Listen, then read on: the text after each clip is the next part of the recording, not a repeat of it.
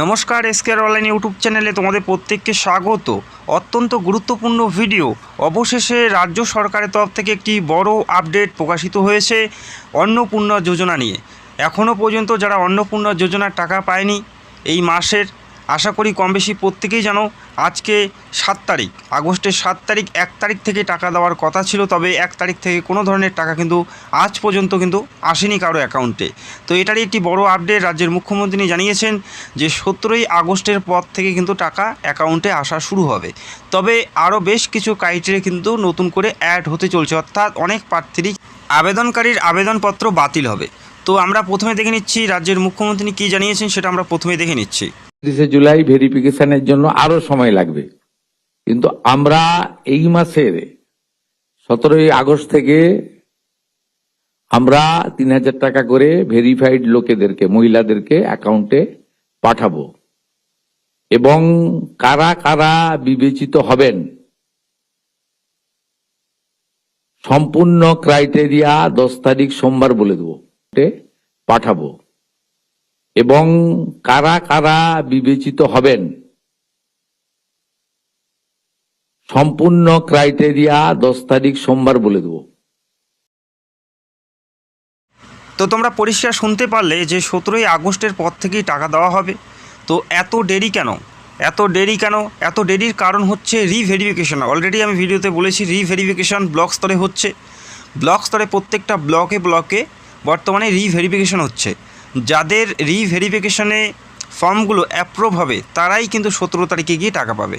এমন প্রচুর প্রার্থী আছে যারা আগের মাসে টাকা পেয়েছে বা জুন মাসে টাকা পেয়েছে, তবে যদি তাদের রিভেরিফিকেশনে তাদের ফর্ম বাতিল হয় তারা কিন্তু পরবর্তীতে এই অন্নপূর্ণা যোজনার সুবিধা পাবে না এবং পুরোপুরি কিন্তু তাদের যেটা স্কিম সেটা কিন্তু বন্ধ হয়ে যাবে। তো আশা রাখছি তোমরা বুঝতে পারলে। এবং এখানে আরও একটা কথা বলা হয়েছে যে এখানে বলা হচ্ছে 10 তারিখে কিন্তু আরও বেশ কিছু নিয়ম তুলে ধরার কথা বলা হচ্ছে। বেশ কিছু নিয়মের মধ্যে কি কি থাকতে পারে সেটা আমি তোমাদেরকে বলে দিচ্ছি। দেখো, যেগুলো ক্রাইটেরিয়া বলা হয়েছে সেগুলো তো আশা করি কম বেশি প্রত্যেকে জানি যারা যোগ্য পান। এবং 10 তারিখে যে কী নিয়ম বা কী ক্রাইটেরিয়া লাগু করা হবে সেটা কিন্তু এখনও স্পষ্ট নয়। তবে আমি তোমাদের একটি ধারণা দিতে পারি।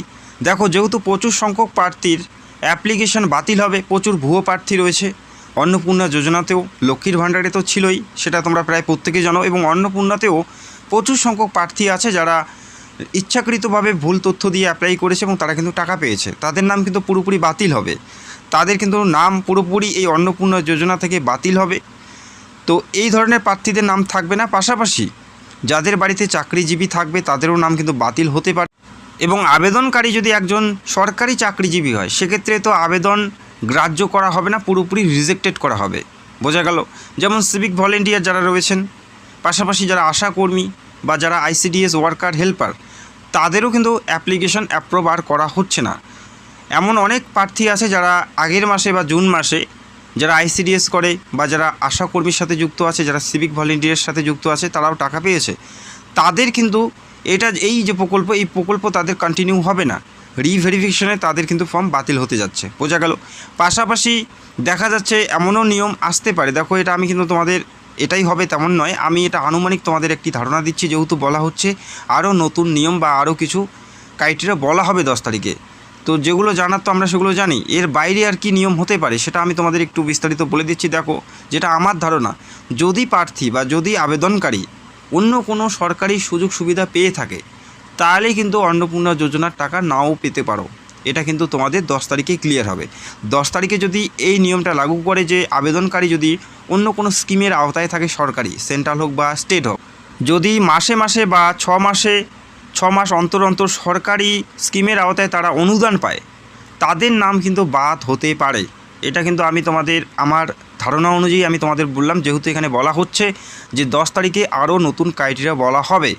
বাকি প্রত্যেকটা নিয়ম তো আমরা প্রায় প্রত্যেকেই জানি, যেটা নোটিশ প্রকাশিত হয়েছে সেখানে কিন্তু প্রত্যেকটাই উল্লেখ করা আছে। তো নতুন নিয়ম আর কি হতে পারে, এটা কিন্তু হওয়ার একটা সম্ভাবনা রয়েছে। তবে দেখার বিষয় 10 তারিখে কি জানানো হয়। বোঝা গেল?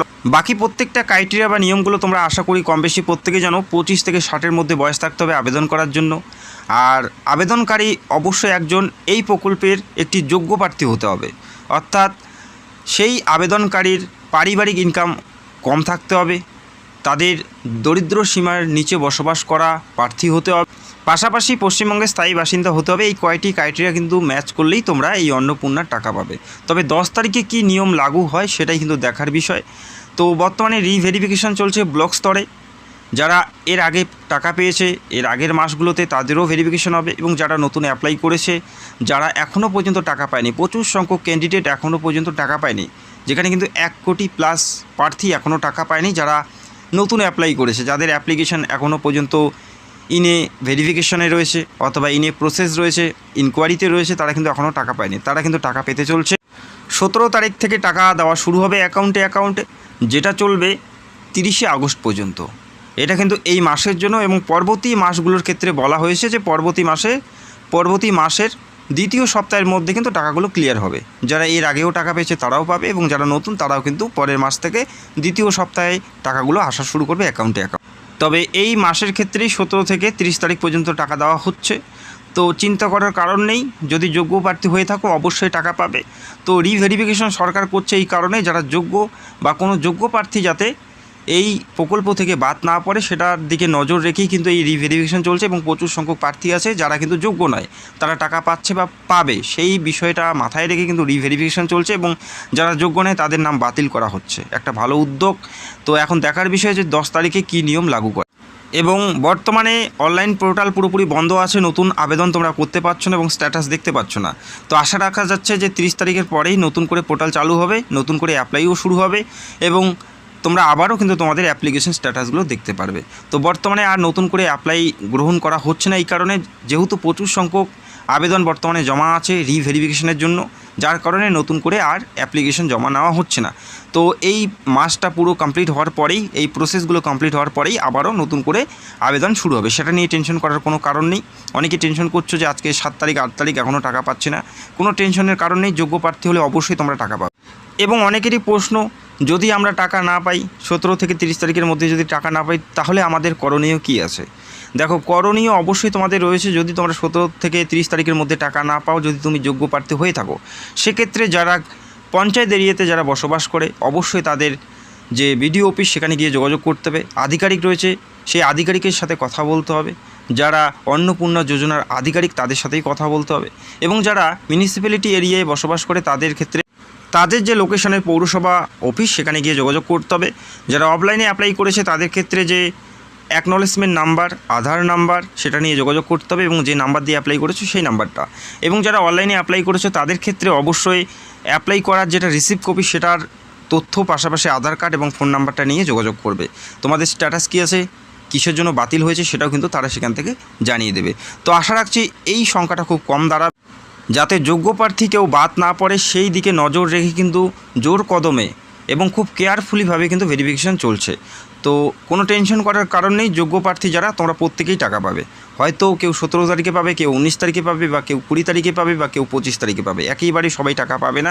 বিভিন্ন ব্যাংকে বিভিন্ন সার্ভারের সমস্যার কারণে কিন্তু ট্রানজাকশানগুলো ডিলে হয়। এটা কিন্তু তোমাদের মাথায় রাখতে হবে। কেউ 17 তারিখে পেয়ে গেছে সেটা নিয়ে তোমার টেনশন করার প্রয়োজন নেই। তো সরকার যে সময়টা চেয়ে নিয়েছে 30/8/2026, সেই সময় পর্যন্ত তোমাদের ওয়েট করতে হবে। আর যদি তাতেও তোমার টাকা না আসে, সেক্ষেত্রে তোমাদের সরকারি আধিকারিকের সাথে কিন্তু যোগাযোগ করতে হবে। ভিডিওটি দেখার জন্য অসংখ্য ধন্যবাদ। চ্যানেলে যারা নতুন দর্শক, চ্যানেলকে সাবস্ক্রাইব করে রাখবে। Thank you so much.